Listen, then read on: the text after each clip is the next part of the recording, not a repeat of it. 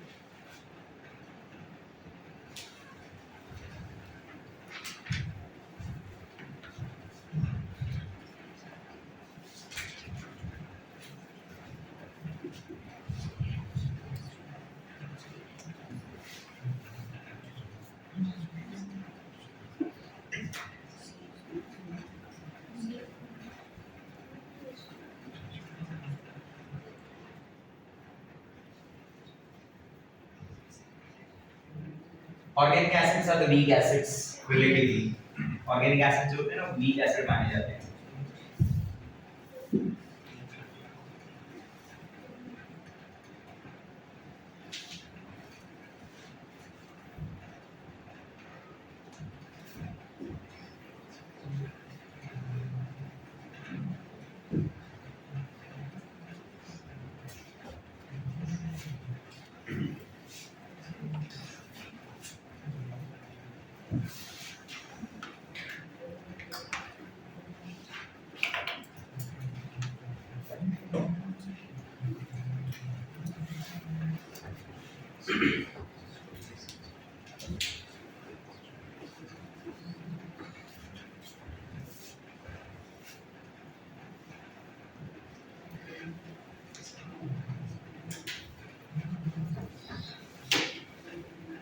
ये था किसका वैसे क्लास का तो नहीं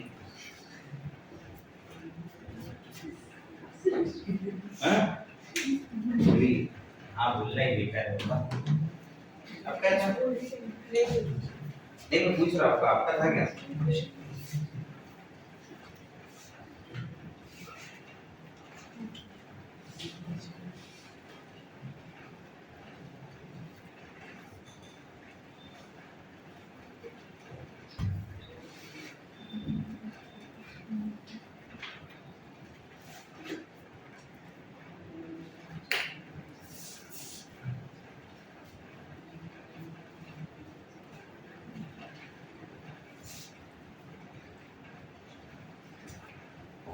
जल्दी खत्म करो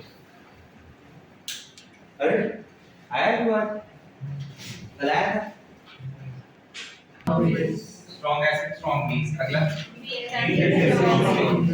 weak acid Strong base. Next Weak acid, weak base. Week acid Weak base. Next Weak acid, strong base. Weak acid Strong base. Next Strong acid, strong acid Strong base. Next strong base. Strong Acid, strong base. Next Strong acid, strong base. Next Strong acid, strong base. Next Strong acid, strong base. Next Weak acid, strong base. Weak acid Strong base. Next Weak acid, strong base. Next Weak acid, strong base. Next Weak acid, strong base. Next Weak acid, strong base. Next Strong acid, weak acid strong base next strong acid, weak base. Strong acid Weak base. Next Strong acid, weak base. Strong acid Weak base. Week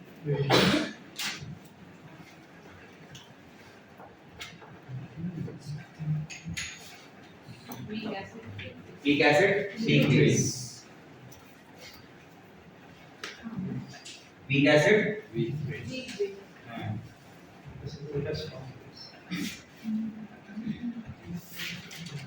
okay तो एक acid base classification तो ये होता है कि आप acid को classify कर दो on the basis of the strength strong acid weak acid on the basis of dissociation बराबर एक क्लासिफिकेशन ये है एसिड को क्लासिफाई करने का on the basis of number of replaceable H+ ions on the basis of number of replaceable H+ ion जैसे अपन सबसे पहला ऐसा बोलते हैं कि मोनोबेसिक एसिड ना basically monoBasic acid are those acid which release one H+ ion which release One H+ ion. ठीक है now focus here no need to write see यहाँ से देखिए छोटे छोटे पार्ट है फटाफट हो जाएंगे मोनोबेसिक एसिड अपन किसे बोल रहे हैं जो एक H+ ion रिलीज करे बेसिकली टर्म का मीनिंग क्या होता है पता है मोनो मतलब वन बेसिक वर्ड क्यों देते हैं बीच में which need ऐसा acid which required which needed only one OH- ion to neutralize itself ऐसा कोई एसिड जिसे सिर्फ एक OH- आयन लग रहा हो अपने आप को न्यूट्रलाइज करने के लिए उसे बोला जाता है मोनोबेसिक एसिड उसे क्या बोला जाता है मोनोबेसिक एसिड आप सब देखो जैसे एग्जांपल यहाँ पे कई सारे हैं क्या बोलते हैं हाँ यार HClO4 HI HBr HCl HNO3 are the examples of what monoBasic acid CS3COH HCl even that H3PO2 also ठीक है H3PO2 को देखने में मजा होगा भले 3H दिख रहा है बराबर जब डिमांड होगी तो एक ही H+ रिलीज कर सकता है क्या रीजन है कंजूगेशन नहीं स्ट्रक्चर है हालत का हमारा है P double bond or single bond OH H याद है there are two non ionizable H there is only one ionizable H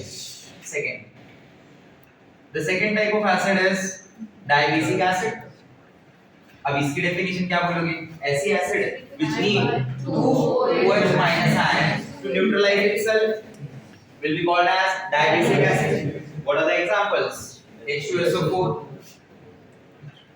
H2CO4 H3PO3 also even that H2S is also क्या बोलते हैं हाँ है ना एग्जांपल में जैसे मैं यहाँ पे लिखूं कि H3 PO3 याद है ना ये सब एक्सप्रेशंस बराबर H3PO3 में क्या है पता है P double bond O single bond OH single bond OH single bond H how many ionisable H non ionisable H One.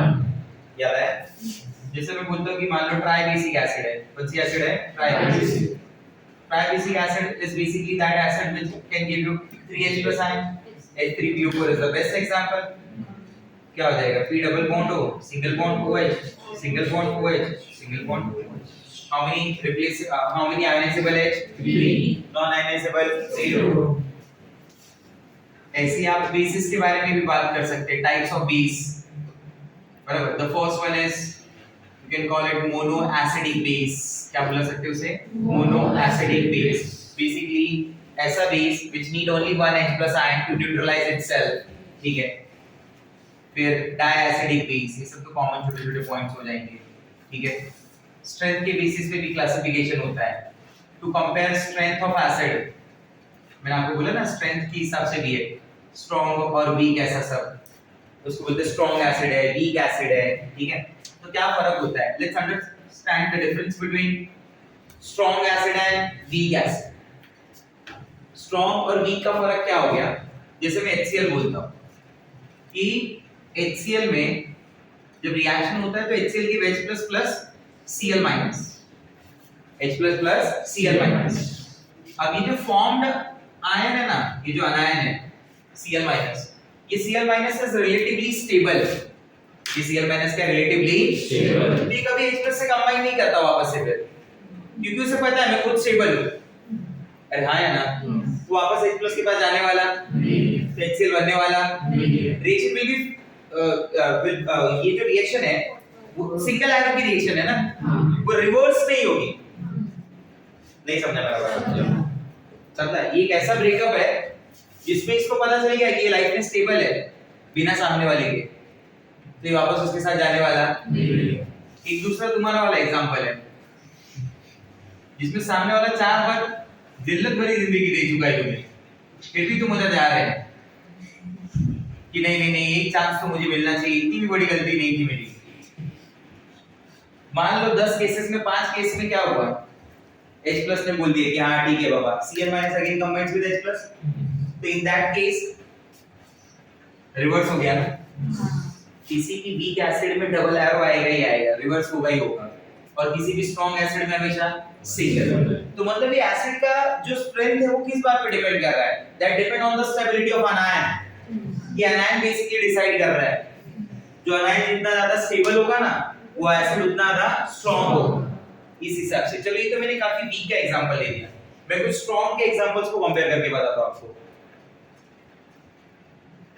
जैसे HCl है ना मैं बोलता है HBr H++ Br- और चाय is what H++ ion this is the size of Cl this is the size of Br and this is the size of ion इस पे नेगेटिव चार्ज है इस पे नेगेटिव चार्ज है और इस पे नेगेटिव चार्ज है ये Cl है ये Br है ये I है बराबर माय क्वेश्चन इज कि किस पे नेगेटिव चार्ज ज्यादा अच्छे से स्टेबल हो रहा होगा I what is the reason ठीक है मेरा इस पे काउंटर क्वेश्चन क्या है बताएं Cl की इलेक्ट्रोनेगेटिविटी तो ज्यादा है ना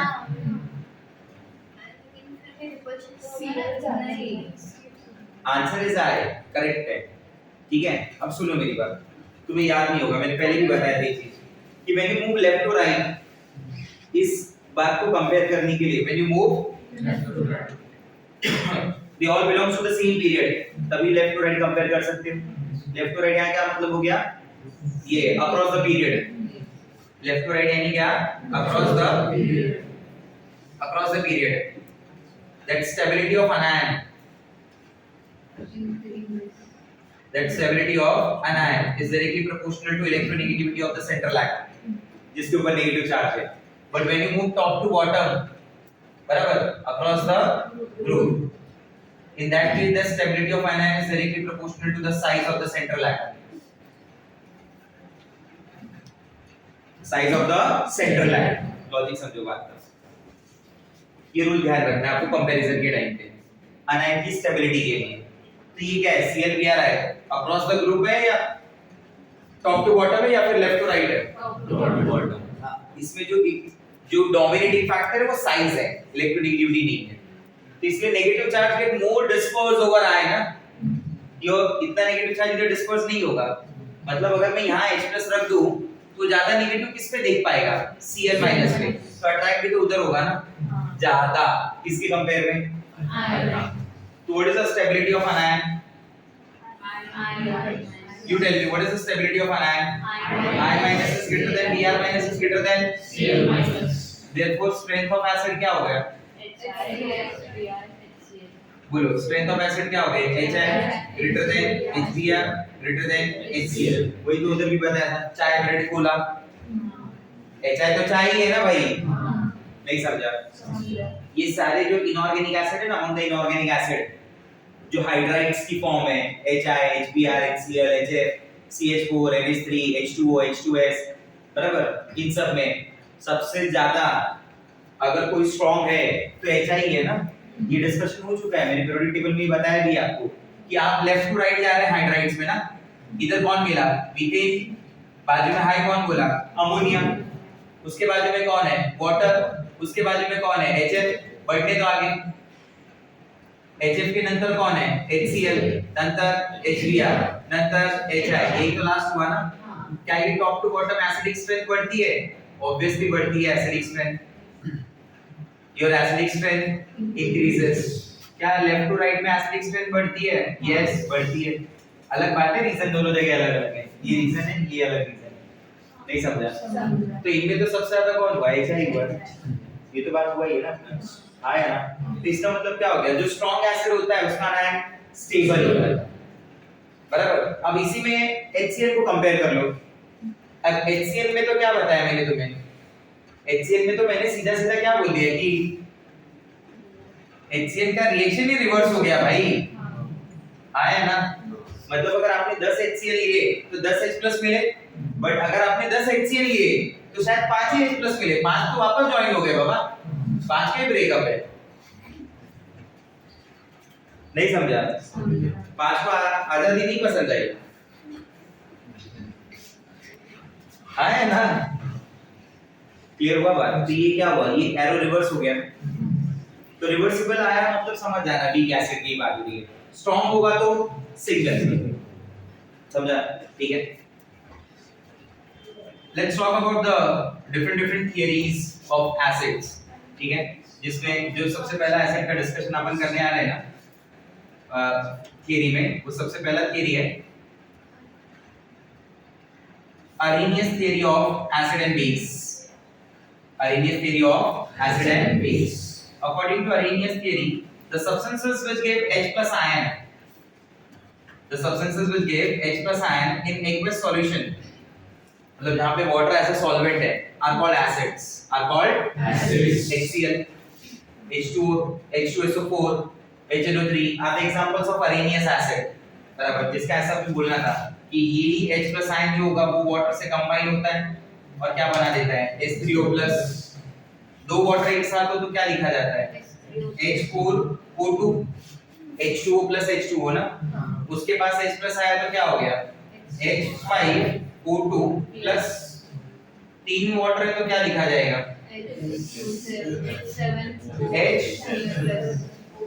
H7O3 प्लस। फॉर्मूला क्या बना दोगे फिर? तो सर सिंपल सा फॉर्मूला बना दो फिर। हर एक वाटर में आप एक हाइड्रोजन ऐड करोगे तो आप ऐसा लिख दो H2O है तो H2N + 1 ON। अरे नहीं समझा? H2N + 1 ON। ऊपर n की वैल्यू 1 डाल दो, क्या हो गया? 1 2 1 जा नाइस, +1 3 H3O प्लस n की वैल्यू 2 2 2 4 1 5, ये 2 हो गया, 3 डाल दीजिए। आया समझ? क्लियर हो गई ना बात? तो ऐसे कई सारे एसिड्स हैं, बराबर? इसमें बोला गया कि दो substances which give hydroxyl ion, बराबर? OH- ion in aqueous solution. ऐसा सब्सटेंस जो OH- आयन दे रहा हो, ऐसा सब्सटेंस जो OH- आयन दे रहा हो, वो बेस बोला जाएगा। क्या बोला जाएगा? Base. NaOH, KOH, RbOH, CSOH are the bases in conditions apply in aqueous solution। मतलब ये न्यूट्रलाइजेशन की थ्योरी चल रही है where NaOH react with HCl give NaCl plus water। तो इस प्रोसेस में क्या हुआ, NaOH gives OH minus, HCl gives H plus। आया समझ में? तो इस थ्योरी का लिमिटेशन क्या है? सी लिमिटेशन अलग चीज होती है, थ्योरी गलत होना अलग चीज होती है। लिमिटेशन मतलब it is not valid for certain points, it is not valid for certain points. आप थ्योरी गलत नहीं बोल रहे हो, आप बोल रहे हो कि ये थ्योरी है जो कहीं कुछ जगह काम नहीं कर रही है। जैसे से फॉर एग्जांपल इसका लिमिटेशन क्या था मालूम है? It is valid only for aqueous solution. ये सारी बातें एक्वस सॉल्यूशन की हो रही थी ना, एक्वस NaOH, एक्वस HCl, ऐसे बात हो रहा था, सब एक्वस की बात हो रही है। दूसरा, इस थ्योरी से आप अमोनिया को कभी बेस प्रूव नहीं कर सकते। तीसरा, इस थ्योरी ने कभी सोडियम ऑक्साइड बराबर ऐसे मेटल ऑक्साइड या फिर कार्बन डाइऑक्साइड ऐसे नॉन मेटल ऑक्साइड के एसिड बेस होने की बात ही नहीं बोली ना, ये तो कभी आएगा ही नहीं। This are the simple oxides, gases होती हैं ये, यस और नो? तो ये सब अरेनियस थ्योरी में नहीं था। तो अगर क्वेश्चन में पूछा गया क्या HCl को अरेनियस एसिड बोला जा सकता है, आंसर इज यस। क्या अमोनिया को अरेनियस बेस बोला जा सकता है, आंसर इज नो। अमोनिया कभी भी अरेनियस बेस नहीं हो सकता। अमोनिया बेस है वो अलग बात है, अरेनियस बेस नहीं है। वो स्टूडेंट है वो अलग बात है, प्रारंभ का स्टूडेंट नहीं। दोनों में डिफरेंस हो गया ना। स्टूडेंट के उसके स्टूडेंट की पॉइंट पे तो क्वेश्चन मार्क ही नहीं है, बेस तो है वो बट अरेनियस नहीं। हाँ, जैसे मैं दूसरा बोलता हूं, सेकंड थियरी,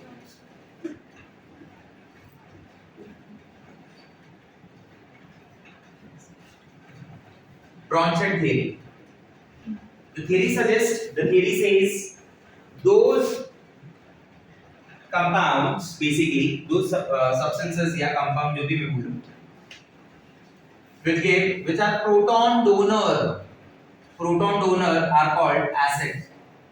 बोला इसने और इसने क्या बोला, दोनों में एक बात का फर्क था।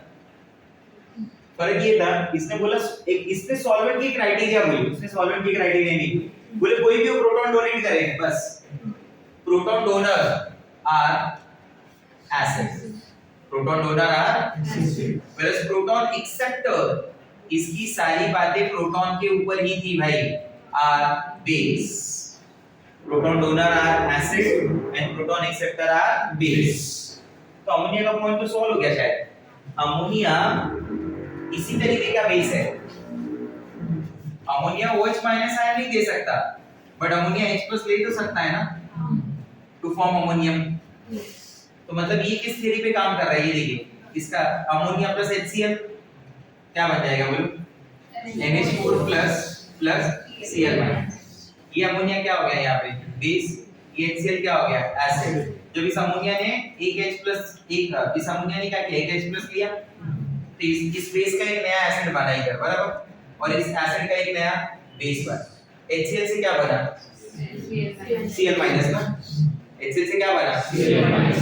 तो HCl से जो बना ना, HCl एसिड है, तो उससे जो बेस फॉर्म हो उसको बोलेंगे conjugate base, what it is called conjugate base. और इधर जो एसिड बना उसको बोलेंगे कॉन्जुगेट एसिड, क्या बोलेंगे कॉन्जुगेट एसिड। ये एसिड कॉन्जुगेट बेस पे है, ये दूसरा एसिड कॉन्जुगेट बेस पे है।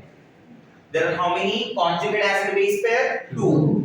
मतलब आप ऐसा बोलना चाहते हो कि अगर एक एसिड है, ठीक है, और वो एसिड एक H+ आयन रिलीज करता है, if that acid release one H+ ion, then it converted into बराबर। अगर एक बेस है and that base gain one H+ ion, then it converted into conjugate acid। So what is the conjugate base of HCl? Cl minus। What is the conjugate acid of ammonia? NH4 plus। आप समझ रहे हो मेरी बात, ठीक है। जैसे मैं और एग्जांपल ले देखिए, ये तो हो गया है सब कल ही, कहां तक हो गया ये, ऑल डन ना।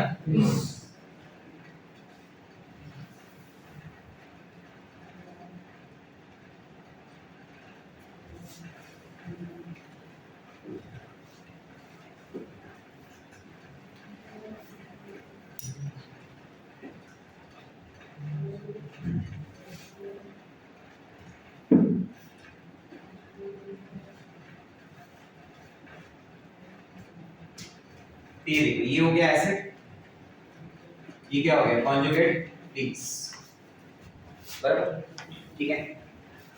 सिंपल सा ऐसे समझ लें, एक शॉर्टकट समझ लें।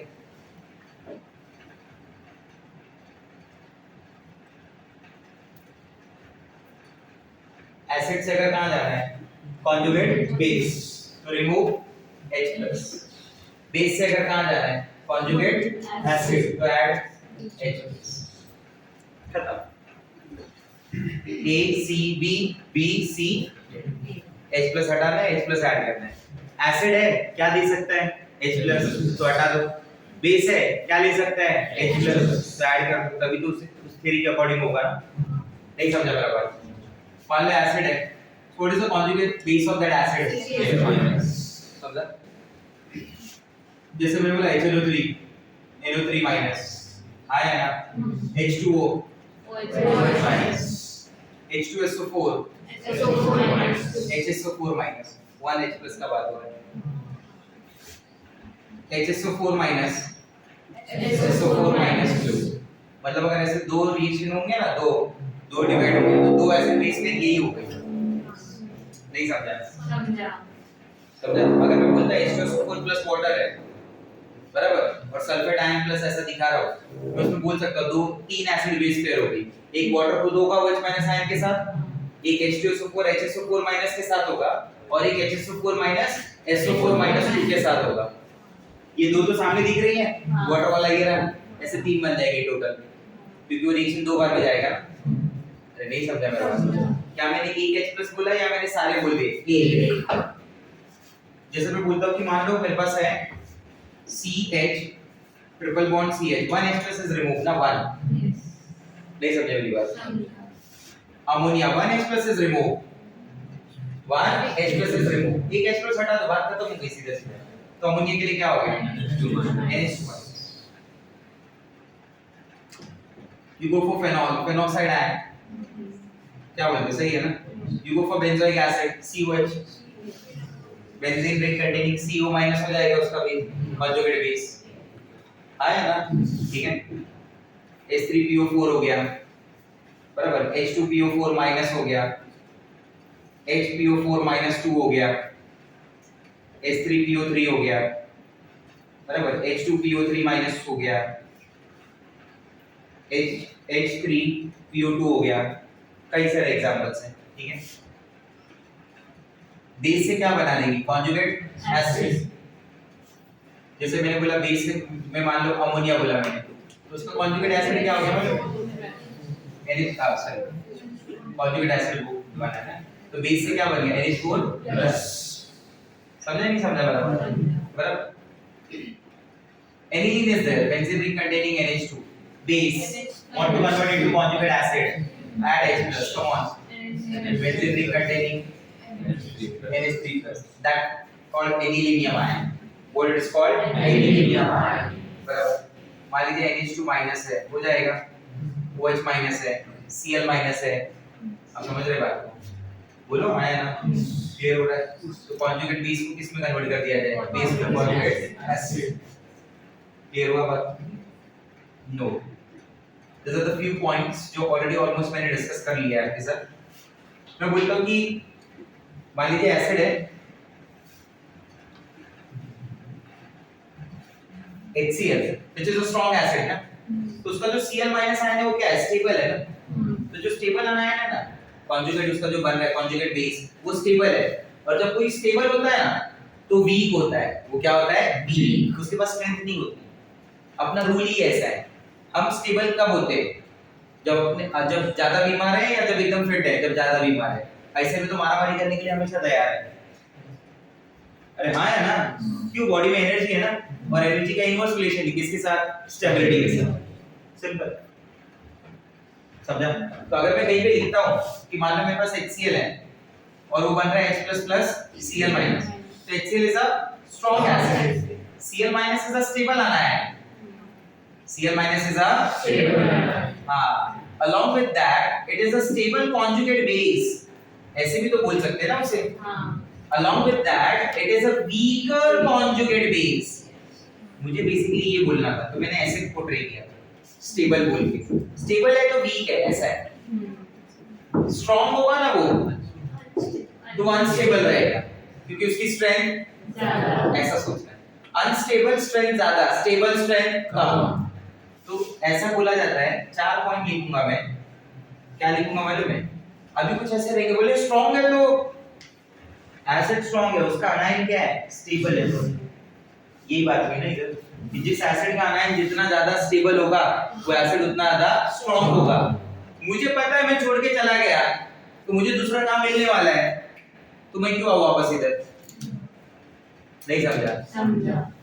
नाटक तो करेगा, जाके 4 बार कौन मिलेगा, जिसको पता है इधर छोड़ के गया तो काम नहीं मिल रहा है, सिंपल सी बात ना, आप समझे मैं क्या बोल रहा हूँ, क्लियर हो रहा है मेरा पॉइंट, चेक दिस। तो स्ट्रॉन्ग एसिड क्या प्रोड्यूस करेगा, it produces weak conjugate base, strong base produces weak conjugate acid, weak acid produces strong conjugate base, weak base produces Strong conjugate acid. 4 point ऐसे बने, आया समझ में बात, ये पॉइंट समझ जाएंगे तो बातें क्लियर हो जाएंगी। Cl माइनस को क्या किसी की जरूरत है, नहीं। बस खत्म, मतलब वो स्टेबल है, हमारे लिए जो स्टेबल होता है वो वीकर कॉन्जुगेट बेस होता है, समझा मेरा बात, क्लियर हो रहा है पॉइंट, ठीक है, आया समझ में। The third type of theory is Lewis theory, जो ऑलरेडी हमने कई बार डिस्कस की है, बराबर। लुईस थियरी का जो सबसे पहला डिस्कशन है लुईस थियरी में, फर्स्ट है Lewis acid. Lewis acid are basically electron acceptor, Lewis acid are electron acceptor, जो बोलते इलेक्ट्रॉन ला इलेक्ट्रॉन ला। तो जो भी बोले ला वो लुईस एसिड, जो भी इलेक्ट्रॉन मांगे बोले इलेक्ट्रॉन ला वो क्या है, लुईस एसिड। तो लुईस एसिड कौन कौन हो सकता है, सबसे बेस्ट तो कैटायन ही है, cation are the electron deficient, ये ऑलरेडी बात हुआ है अपना, बराबर। Molecules having electron deficient center, molecule having electron deficient center, you remember BF3, B2H6, BeCl2, याद आ रहा है कुछ, so many examples, mostly from the group 13 and group number 2, उनके electron deficient species बनते हैं। Those molecule which possess empty d orbital, vacant d orbital, याद है, जिसमें बेस्ट एग्जांपल PCl5 है, बराबर। ऐसे कई सारे एग्जांपल्स, SO3 भी आ सकता है, बराबर। एक और एग्जांपल है जिसमें अपन ऐसा बोलते हैं कि those molecules having multiple bond between heteroatom, CO2 is the best example। CO2 कैसे, C डबल बॉन्ड हो, कार्बन ऑक्सीजन में कौन इलेक्ट्रॉन पुल करेगा, ऑक्सीजन, इधर कौन पुल करेगा, ऑक्सीजन, दैट सेंटर कार्बन, उस पे डेफिशिएंसी बढ़ेगा ना, द डिमांड्स फॉर इलेक्ट्रॉन, नहीं समझा मेरा बात, समझा। SO3 हो गया, सल्फर डबल बॉन्ड हो, तीनों साइड से ऑक्सीजन है ना, इलेक्ट्रॉन खींचता रहेगा, सल्फर डेफिशिएंट हो जाएगा, तो ये कैसे एक्ट कर सकता है, can act as a Lewis base are basically electron pair donor, बराबर।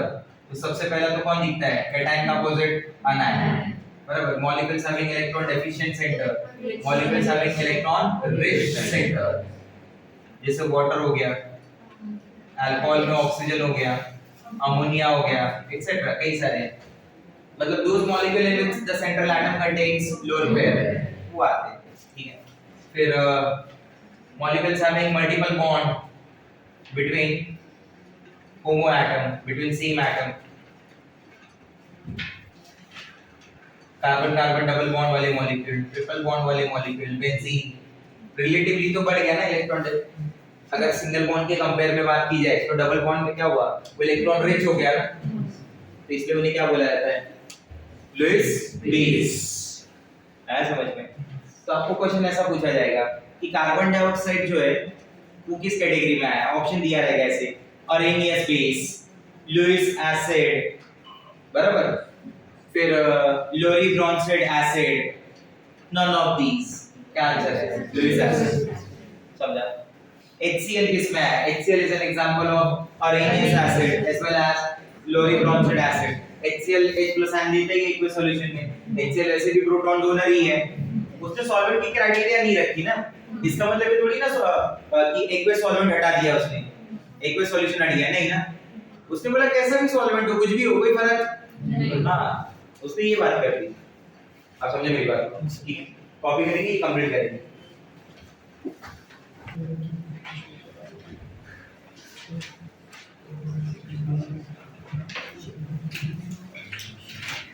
ठीक है, number of mole dissociated upon, क्या था बोलो? Number of mole dissociated upon total number of moles.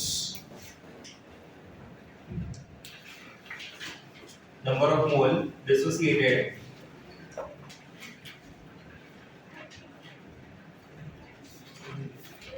और टोटल नंबर ऑफ मोल। ठीक है, it depends on the many factors. तो अभी यहाँ पर जो डिस्कशन है ना, वो है regarding the factors affecting alpha. What are the factors which can affect alpha? मान लो आपके पास एक एसिड है जिसका डिसोसिएशन है अल्फा 1, आयोनाइजेशन डिसोसिएशन नॉट। आप उसको बढ़ाना चाहते हो, कम करना चाहते हो, बराबर? तो what are the factors which can affect, तो वो कैसे देखते हैं? तो सबसे पहला ना, फैक्टर्स अफेक्टिंग अल्फा में it depends on the nature of electrolyte first of all, yes or no, whether the given electrolyte is strong electrolyte or weak. Strong electrolyte होगा तो मैंने पहले ही बोला कि that alpha value is approximately 1. If it is weak electrolyte, that value of alpha is very very very small. It also depend on the nature of solvent, कैसे type का solvent है। जितना ज्यादा डाइलेक्ट्रिक कांस्टेंट होगा उसका, higher the value of dielectric constant, more is the dissociation. Water इसके लिए best होता है, वाटर इसके लिए बेस्ट होता है क्योंकि वाटर की डाइलेक्ट्रिक कांस्टेंट वैल्यू काफी ज्यादा होती है। वाटर के अलावा भी एक तो सॉल्वेंट है, बराबर, सल्फ्यूरिक एसिड वगैरह जो है, बट वो उतने बेटर नहीं है, मतलब वो जो कंपाउंड है सब्सटेंस उसे डिस्ट्रॉय कर देंगे, उससे रिएक्ट हो जाएंगे। वाटर वो काम नहीं करता। वाटर खाली क्या करता है कि उनको सेपरेट करता है और उनके चार्जेस को न्यूट्रलाइज करता है। फिजिक्स में आप डाइलेक्ट्रिक कांस्टेंट अलग तरीके से बोलते हो, चार्जेस के बीच का डिस्टेंस के हिसाब से। इधर अपन क्या बोलते हैं कि किसी का डाइलेक्ट्रिक कांस्टेंट किस बात से मेजर किया जाएगा, वो सामने वाले को कितना ज्यादा न्यूट्रलाइज करेगा। न्यूट्रलाइज का मतलब समझा? NaCl अंदर गया, गेट डिसोसिएट होगा in the form of Na+Cl। हां, वो डिसोसिएशन के बाद उसको क्या कर दे? न्यूट्रलाइज कर दे, उससे बॉन्ड बना के उसको डाइलेक्ट्रिक कांस्टेंट के टर्म्स में, मतलब उस टर्म में बातें की जाएगी डाइलेक्ट्रिक कांस्टेंट के लिए। Nature of solvent you know very well. Third, it also depends on the temperature. Obviously, if you increase temperature, the value of alpha will increase. ठीक है? It also depends on the concentration or you say volume. What's the relation between concentration and volume? Inverse. तो ये volume का relation थोड़ा अलग होता है। Strong electrolyte के लिए alpha और volume affect ही नहीं होता। For strong electrolyte, there is no effect. क्योंकि for strong electrolyte the value of alpha is almost 1, तो आप वॉल्यूम बढ़ा रहे हो कम कर रहे हो कोई फर्क पड़ने वाला नहीं। ये जो इफेक्ट होगा ना वो वीक इलेक्ट्रोलाइट में होता है, क्योंकि वीक इलेक्ट्रोलाइट में जितना ज्यादा वाटर आएगा उतना डिसोसिएशन बढ़ेगा। तो सर कितना बढ़ जाएगा? क्या अल्फा 1 पहुंच जाएगा? नहीं, अल्फा 1 नहीं पहुंचेगा, बट एक टाइम के बाद अल्फा कांस्टेंट हो जाएगा। बट इनिशियली क्या हुआ? इंक्रीज तो हुआ। हां यार, मतलब ऑन डाइल्यूशन अल्फा इंक्रीजेस, ये तो बोल ही सकते हैं कि ऑन डाइल्यूशन अल्फा इंक्रीजेस। सबसे इंपॉर्टेंट फैक्टर तो फिफ्थ वाला है, जिसमें ये बोलना होता है कि किस टाइप के आयन के साथ वो है, किस टाइप के आयन के साथ वो है। The type of ion present, type of ion के हिसाब से ना दो टाइप के इफेक्ट जनरेट होते हैं। एक को बोलते हैं कॉमन आयन इफेक्ट, एक को बोलते हैं ऑड आयन इफेक्ट। एक का नाम क्या है? कॉमन आयन इफेक्ट, दूसरे का नाम क्या है? Odd ion effect. Common ion effect, odd ion effect. Listen, what is common ion effect, what is odd ion effect? मैं बोलता हूं कि मान लो एक छोटा सा सिटी है, ठीक है, इस सिटी में एक छोटा सा ग्रोसरी शॉप है। I hope you understand this, बराबर? और जो शॉप ओनर है, शॉपकीपर है, वो 400 to 500 rupees per day on कर रहा है, बराबर। जो उसका टोटल इनकम है, जिसमें उसका प्रॉफिट जो है वो मैं बोलता हूँ 20%, 30-40% के हिसाब से आप मान के चलो, एक एवरेज पकड़ लेते 100 रुपए पर डे के हिसाब से है, ठीक है। जिससे 100 रुपए का प्रॉफिट होता है एक दिन में, मतलब पूरे महीने में 3000 हो गया, ठीक है। अब यहाँ पे ना इसी सिटी में एंट्री हो रही है डीमार्ट की। डीमार्ट सेम उस इंडस्ट्री का बहुत बड़ा प्लेयर है। डीमार्ट के पास बहुत पैसा है कैश बर्न करने के लिए। कैश बर्न करने का मतलब होता है अपना पैसा डाल के अपने प्रोडक्ट को प्रमोट करना, बराबर। जैसे जोमेटो करता था, आप इंस्टॉल करो, आप पहला ऑर्डर करो, आपको एक 50% कूपन दे दिया जिसमें 200 रुपए हो गया, बराबर। तो 200 रुपए कोई ना कोई तो दे रहा होगा ना। चलो उसने कुछ बात की है सामने वाले रेस्टोरेंट से, उसने 10-20 रुपए बढ़ाया। अब ऐसा तो नहीं कि 20 रुपए की डिश का वहां पे जो डिश है उसका 2000 ले लिया, 200 कम कर दिया, ऐसा नहीं है। 20 का 40 किया, 20 उधर कंपेंसेट हुआ, 20 इन्होंने अपनी जेब से दिया, ऐसा कुछ किया तो कैश बर्न हुआ ना। मतलब एक पर्टिकुलर अमाउंट कमाने के लिए उसने एक पैसा दिया। इस काम में डीमार्ट बहुत बड़ा प्लेयर होगा ना, बहुत पैसा है, बहुत कैश बर्न कर सकता है, तो क्या उसके सामने ये शॉप चल पाएगी? वो ऑफर डाल देगा by one get one free में, तो इंडियन पब्लिक जहर भी ले ले ये तो तभी भी घर का सामान है, फट से पहुंच जाएंगे, आया ना। तो अब इस केस में क्या हुआ मालूम है? इसकी प्राइस बोल रहा है, इसका जो इनकम है वो कम हो गया। इसका सबसे बड़ा रीजन क्या था? डीमार्ट का सेम बिजनेस करना, वो जो बिजनेस था वो दोनों के बीच में उसके प्रोडक्ट कॉमन है। नहीं समझा मेरा बात? मान लो इसी जगह पे एक बहुत बड़ा गारमेंट का फैक्ट्री आ गया, जहां पे इस फैक्ट्री के लगने से 500 लोगों को काम भी मिला, बराबर। ये शॉप के बाजू में ही आया है, तो इससे शॉप का क्या हुआ? फायदा हुआ। कुछ ना कुछ तो फायदा हुआ या नहीं हुआ? कुछ लोग तो होंगे जो यहाँ से कुछ खरीदेंगे, इनकम पे फर्क पड़ा, क्या पॉजिटिव है नेगेटिव? पॉजिटिव। क्यों हुआ ऐसा? क्योंकि इन दोनों के बीच में कोई कंपटीशन ही नहीं है ना। नहीं समझा मेरा बात? इसको बोलते हैं ऑड आयन इफेक्ट।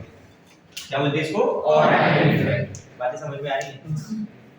मतलब अब मेरा मेन क्वेश्चन, फर्क पड़ा किसे दोनों केसेस में? फैक्ट्री को? डीमार्ट को? शॉपकीपर को। असली वर्ड है वीक जो है उसको। ये वीक है, ये वीक नहीं है, ये वीक है, ये वीक नहीं है। इतनी बड़ी फैक्ट्री डाल रहा है, कहां से वीक है? 500 लोगों को काम पे रखा है। नहीं समझा? समझा। That is odd ion effect, that is odd ion effect. तो आयन के भी रहने से फर्क पड़ेगा भाई। मतलब आप ऐसा बोलना चाहते हो क्या सर कि एक सॉल्यूशन है जिसमें एक वीक इलेक्ट्रोलाइट है, when you add strong electrolyte in that solution of having common common ion. हाँ, जब उसका वो कॉमन आयन उधर आएगा तो उस वजह से क्या होगा? जो वीक इलेक्ट्रोलाइट था उसका जो डिग्री ऑफ डिसोसिएशन था इज डिक्रीज, हमेशा कम हो जाएगा।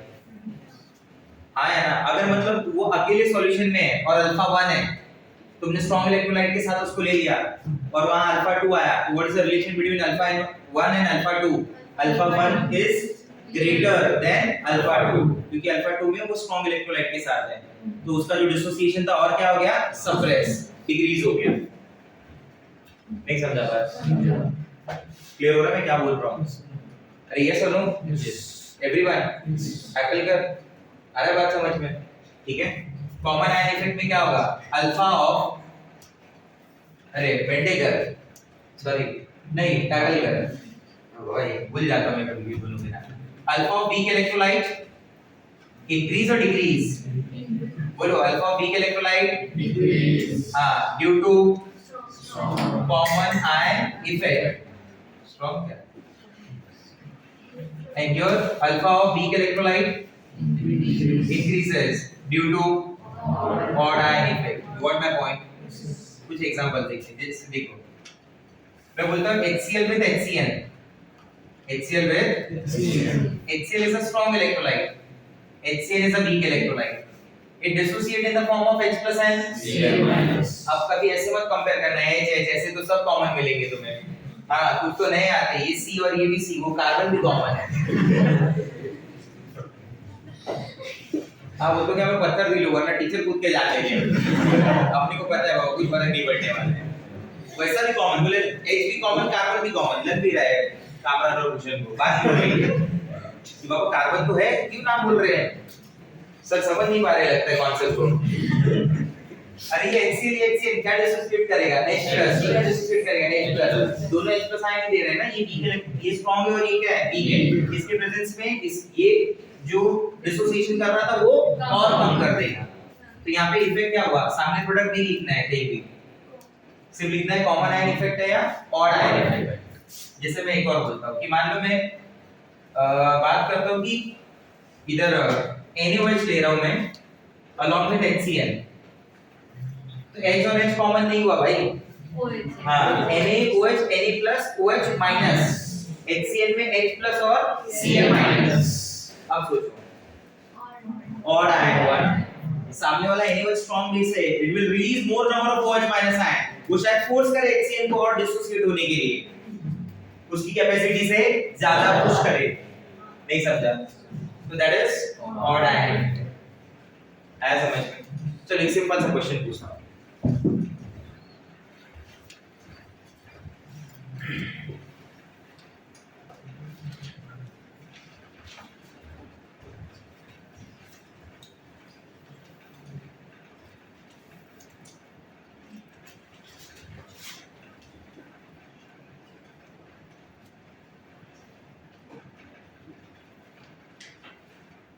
HCl है खाली, डिसोसिएशन अल्फा 1, ठीक है?